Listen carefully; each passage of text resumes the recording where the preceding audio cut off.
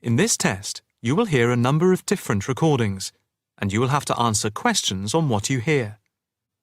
There will be time for you to read the instructions and questions, and you will have a chance to check your work.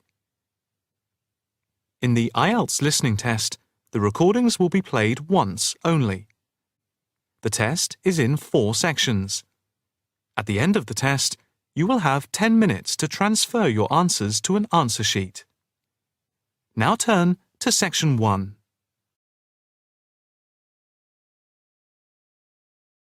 Section 1. You will hear a male student talking to a union representative about placing an advertisement to sell a laptop.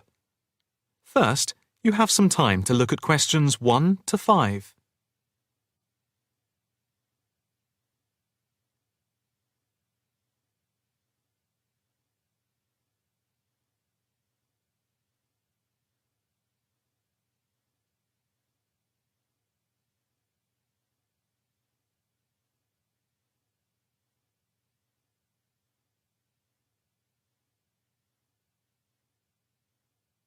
Now the test will begin. You should answer the questions as you listen, because you will not hear the recording a second time. Listen carefully and answer questions 1 to 5. Hi, I'm Debbie. How can I help? Hi, my name's David. I'm just looking to place an advertisement on the main union notice board to sell a laptop and a few accessories if that's possible. Sure, that's not a problem. I take it you are a member of the Students' Union? Yes, I am. Right then. I'll just get a form up. And as there is no one around and it looks as if it's going to be quiet for a while, I'll just type the details straight into the computer for you. Thanks very much. No problem. Shall we just title it Laptop for Sale? Yeah, okay. Can you describe it generally? Well, it's in very good condition. In fact, it's hardly been used. Why are you selling it, if I may ask? Well, I've got another one which is much lighter, and I don't really need two. I see. What weight is the one you're selling? It's 3.5 kilograms. That is heavy these days. Can you give more details about the one you want to sell? Right. Well, it's an Allegro, and it's got all the latest programs. Okay. What about the memory? The memory is only 0.5 gigabytes. And what about the screen size and the other features? Oh, well, the screen is, well, let's see, it's 37.5 centimetres with a standard size keyboard and a touchpad. But I've got a cordless mouse that I can put in with it if necessary. Well, some people don't like using a touchpad. What about ports or holes for attaching things to the laptop? It's got 2 ports. More modern laptops have more than 2 ports for all the extra attachments. They do. Let's see, what else is important? The battery lasts for 2.5 hours, which is okay, but not enough for long train journeys. But one thing is that it's not wireless. Right, okay, not wireless. Before you hear the rest of the conversation, you have some time to look at questions 6 to 10.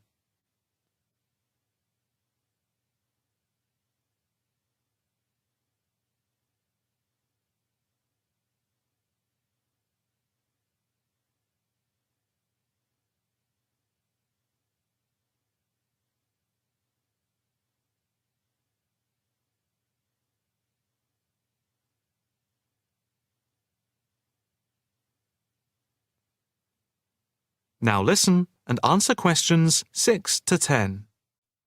Anything else I can put on the advertisement? There's a webcam built at the top of the screen, and I can throw in a printer, a scanner, and headphones, which I got with it in a special deal. It also comes with its own case for carrying it around. Actually, the case is quite smart. I'm hoping these things will help it sell. They should do. Right, I think I've got all that. How much do you want for it? That, I'm not sure about. It's worth about £900 to £1,000 new. Yeah, but you won't get that much if it's used, and even if it's in good condition. What about £500? I doubt if you'd get as much as that. More like £200 or £300. If you look at the notice board, there is one on there which is comparable to yours, and it's not more than about £250, I think. As little as that. I'm afraid so. Shall we say £300? OK, put that. Can I take some contact details for the advert? The name's David Bristow. BRISTOW.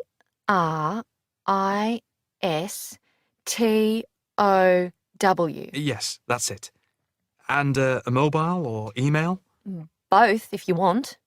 It's DIB7791@hotmail.com. OK, and the mobile? That's 09875 423387. That's it. If you send the picture, I'll add it and print it out and stick it up for you. OK, I can get that to you today. Right, I'll type in here, advert placed the 22nd of October. Fine. And good luck with the sale. Thanks. That is the end of section 1. You now have half a minute to check your answers.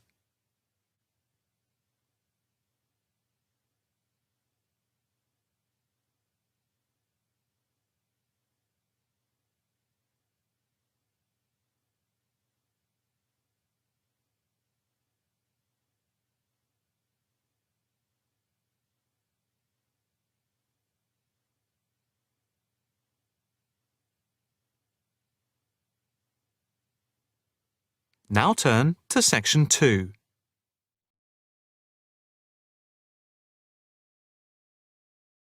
Section 2. You will hear a talk at an open day at an alternative health club. First, you have some time to look at questions 11 to 15.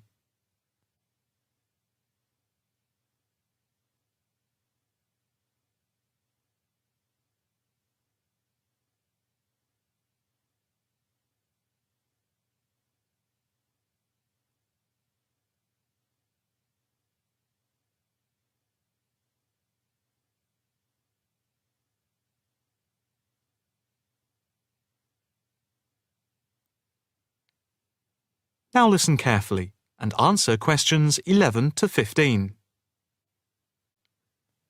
Good morning, and welcome to the open day of our new alternative health club here at Chelsea Bridge. I have to say it is very pleasant to have so many people turn up. My name is Harry Wilkinson, and I work as one of the 9 permanent staff members employed here at the club. The main aim of the open day is to give you a quick tour of the building. But before we do that, I'd like to introduce you to a few people employed at the club. Not all of us are here at the same time. In case you need to contact any of us, our contact details are here on the notice board below the photographs. First of all, this is Sean Bond, who is the technical manager, and his job is to supervise equipment like computers and all the electrical equipment. And this is Margaret Lloyd. Her main function is to oversee training, and she is therefore in charge of all the full and part-time therapists. The next important person I need to introduce you to is James Todd. He is our liaison officer. What he does is manage bookings for the club rooms and equipment, as they are open to different organizations, from the local college to corporate clients like banks and so on. Last but not least is our physiotherapist, Edward Marks, who works part-time Monday, Wednesday, and Friday. Edward plays an important part in the life of the club. His main role is to prevent injuries. Before you hear the rest of the talk, you have some time to look at questions 16 to 20.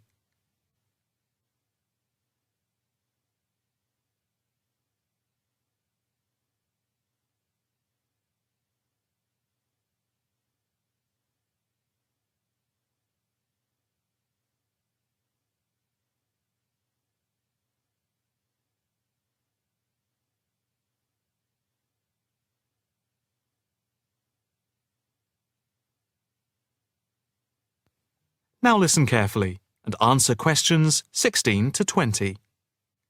Now for the various amenities. You see that the club has quite a large capacity and is arranged over 3 floors. There is a lift by the reception and the stairs.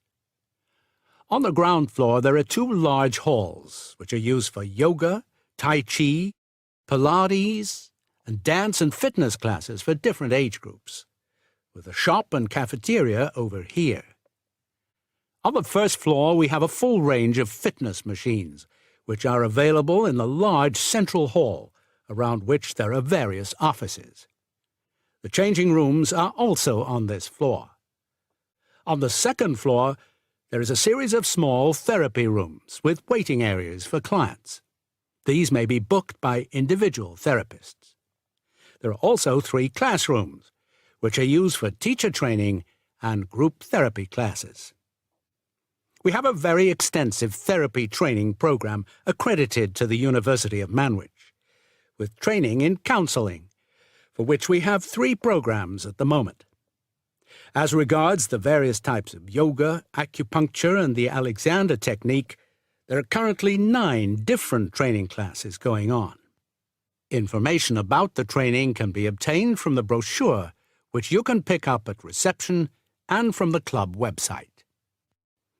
There will be a chance to talk to trainers for those interested in counselling this Saturday at 10 a.m. For yoga, etc., there will also be an informal gathering of trainers on Thursday at 4:30 p.m. So, if you are interested in becoming involved, this is your chance. That is the end of section 2. You now have half a minute to check your answers.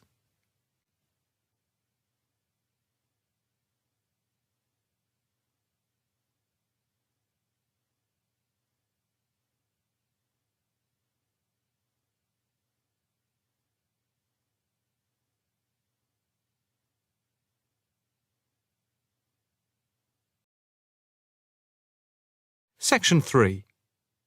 You will hear a female and a male student talking to a female tutor about a self-evaluation form. First, you have some time to look at questions 21 to 26.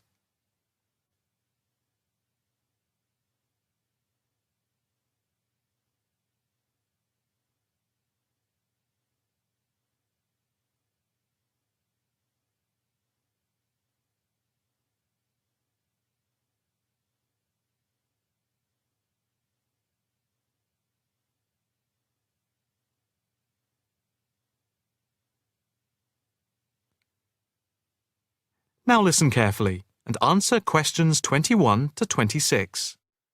Now, Mark and Anna, I have to say that I thoroughly enjoyed your joint presentation on the application of robotics in a non-industrial setting to the group on the 2nd of December, and it is clear that you have both devoted quite a lot of time and effort to it.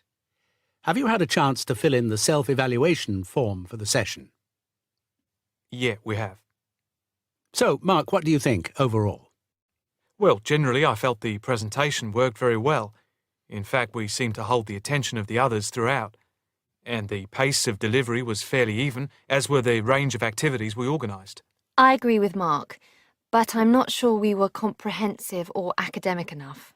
No comment, really, except that I don't think there was any question of it not being thorough. I think we were a bit too chatty and too jokey at times, rather than formal.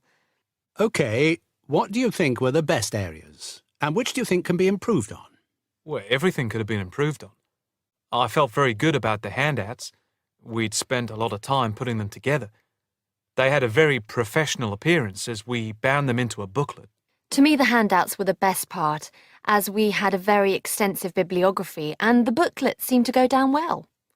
The booklet you did for the handouts certainly showed you had done a lot of work. But I think that you put too much material into it, and people got distracted by it. Perhaps you could have cut the handouts by about 1/3. I see. When I come to think about it, maybe you're right. OK. But there were times in the middle of the presentation where things did go a bit astray. I think that was my fault when I got the PowerPoint slides out of sequence and I had difficulty getting back on track.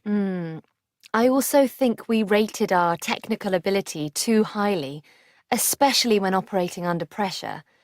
I had never done a presentation with technical equipment before, so it was a steep learning curve for me in particular. Yes, I think you could have done with a bit more practice with the equipment beforehand. Before you hear the rest of the conversation, you have some time to look at questions 27 to 30.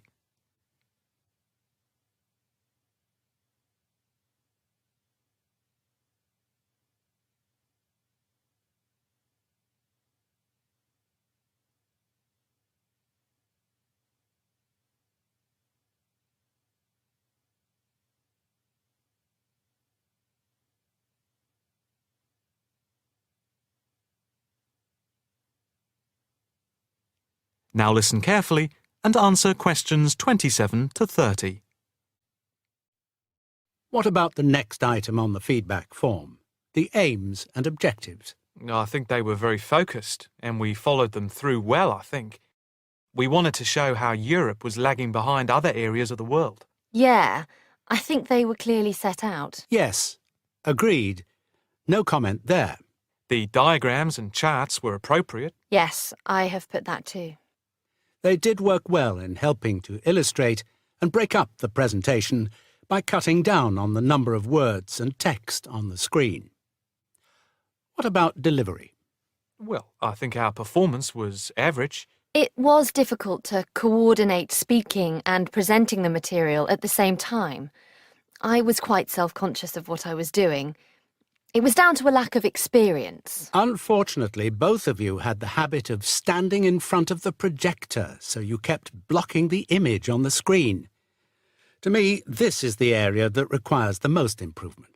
The section on the predictions of the commercial application in the future, I think, appeared a bit haphazard. To me, it was a weak point of the presentation. And I think that some of the slides could have had fewer words. And we could have done some fancy graphics with the words. If you had to give yourselves a mark overall, how much would you give out of 10? 6, maybe? I'd be happy with that.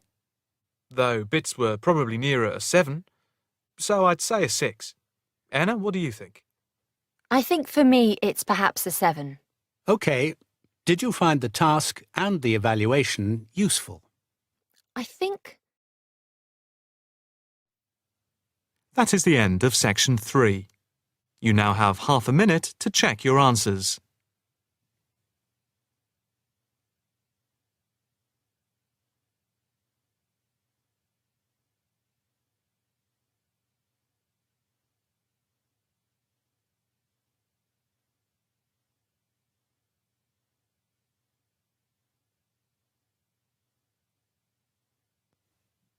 Now turn to section 4.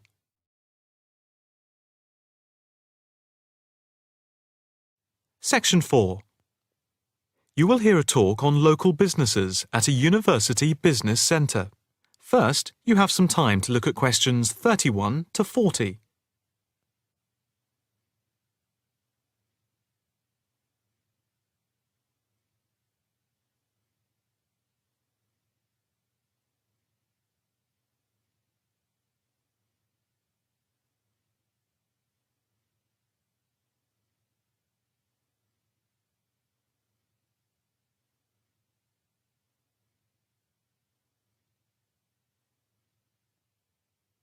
Now listen carefully and answer questions 31 to 40.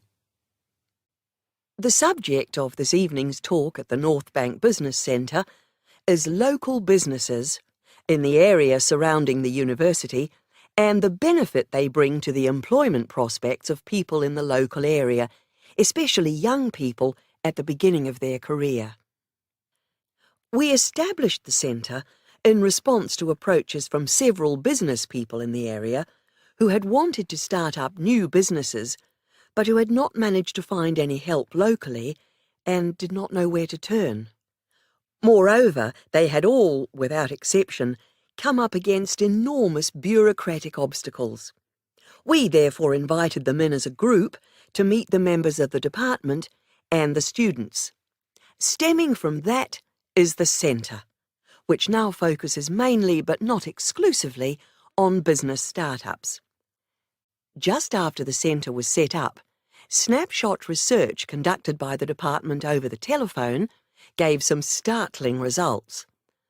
The information about local businesses revealed that 3 out of every 10 local business startups that we could collect information on had failed within the first 6 months, and another 5 had gone within the year, leaving only 2. The most common reasons given for the businesses closing were, first, high rents, which are 33% higher than the national average due to the area being very central. Second, lack of knowledge about grants, basically because of ignorance about how to access them. And thirdly, a lack of business support, because they did not know where to obtain advice from. Since the centre came into existence 3 years ago, we have helped change this climate of failure.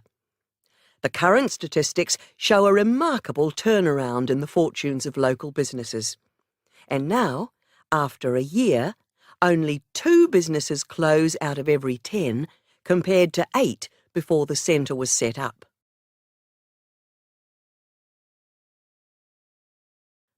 Six local businesses are now taking part in a work placement and monitoring scheme, which is of mutual benefit to ourselves and the companies involved. O Foods, a small start-up company with 9 employees involved in organic food and based at a local market, has 1 final year graduate doing a year-long study on improving the stock turnaround. This was a particular problem because the company found that they were losing sometimes up to 30% of their stock. Another start-up is Innovations, which deals with producing video games. This company, which employs only 5 people, all under the age of 25, is receiving support in attracting business partners and achieving production targets. In the smaller business category, Sampson's Limited, a courier company which is interested in developing a taxi service, is being offered help with their business expansion plans. Another small niche company called Vintage Scooter, which specialises in revamping old scooters, is taking part in a product monitoring scheme, offering customer service up to a year after purchase to check the quality of their restoration. The first of the 2 medium-sized companies that the scheme is monitoring is Build Limited, which employs 47 people. A comparison of their products and services with other businesses in the area is being carried out by a researcher who is trying to support them in their efforts to extend the company's product range. The last company, Jones Systems, is perhaps the most interesting because it has been the victim of considerable personnel problems, which have been affecting the day-to-day operations of the company. And so, we are looking at conflict management and team building within the company. To sum up, advisors help the companies look at different business options and models, apply for grants, deal with employment issues, systems creation, and also provide accommodation at the centre to help them start up. E-mentoring for fledgling businesses is also in operation for those who find it difficult to attend the centre personally. The programme is funded by grants from local authorities. That is the end of section 4. You now have half a minute